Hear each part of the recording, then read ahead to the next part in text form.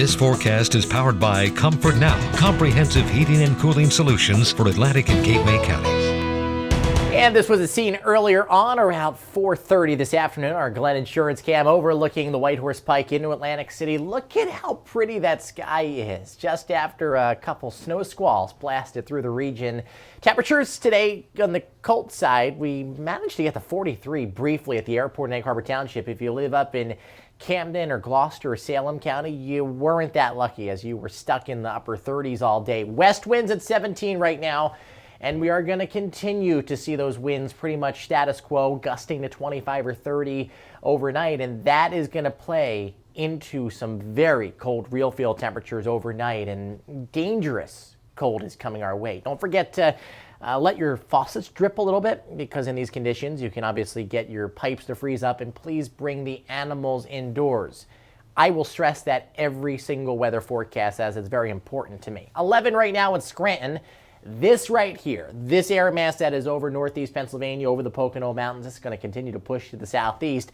25 in Philly, 31 in Atlantic City at this hour. Closer to home, you'll see that most of our numbers are below freezing. 28 Hamilton, 29 for Woodland Township, even 29 up in Toms River, 26 in Cherry Hill, and the Deptford area, 32 in Cape May, and we are really going to drop off tonight, as some of you could get down into the single digits, I believe. Winds are still an issue, gusting to 30 in Mays Landing, 32 in Beach Haven, as well as Brigantine and Atlantic City, 19 in Cherry Hill, 24 in Deptford. Let's take a look at where these winds go overnight. You still see the green on the map, and that's gusts 20, 25 miles an hour. By the time we wake up tomorrow morning at 5 a.m., still pretty breezy out there. Then they'll try to relax a little bit, but I still think it's going to be on the blustery side, calming down totally by the end of the week, by Friday. 16, that's in Linwood, that's in Northfield, portions of Mays Landing and Egg Harbor Township, but you go west of those areas, especially in the low-lying sections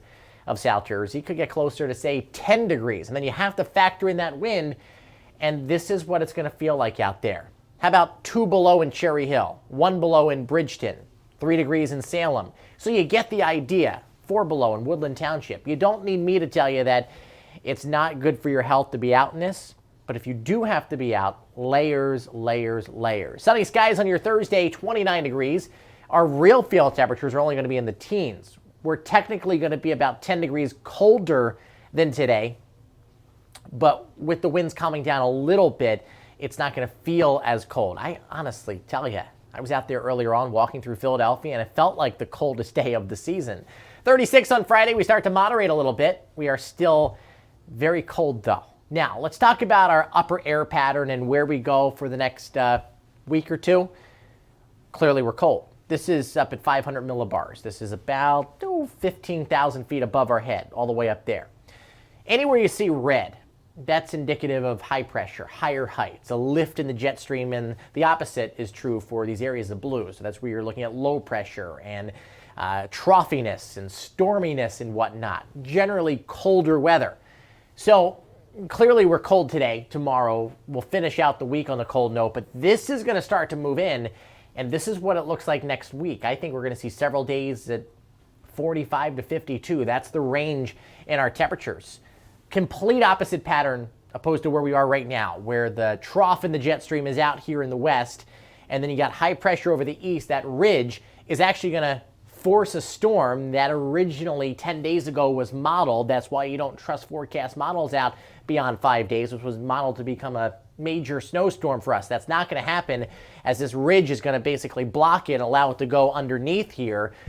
But if you're worried about the rest of the winter, if you're a cold and snowy weather lover, don't worry. I'd much rather have this pattern play out right now opposed to later on, because look at where we go by the end of the month into early January. Here's that nice troughing over the east. The ridge sets back up over the west coast, and then I think we are in business. I am not backing away from my idea that January and February will bring below average temperatures and above average snowfall. So we are not writing this off. It is very early out of the gate. We just got a couple weeks to deal with of kind of back and forth weather. Then the sustainable winter weather will settle in. I was doing some stats work a little bit earlier on, and I'm actually going to write a blog about this. looking at snowfall over the past 70 years. And, we all say, oh, back in my day, we had a lot more snow. Well, that might not necessarily be true. Actually, most of the snow has occurred over the past 20 years. Very interesting stuff, and we'll talk about that on Facebook in a blog. Anyway, your 7-day forecast will show you temperatures starting to moderate a little bit on Saturday. Sunday is looking good for the big football game, and then we're around 50 Monday, Tuesday, Wednesday. Notice we are devoid of any kind of big activity. Have yourselves a great night.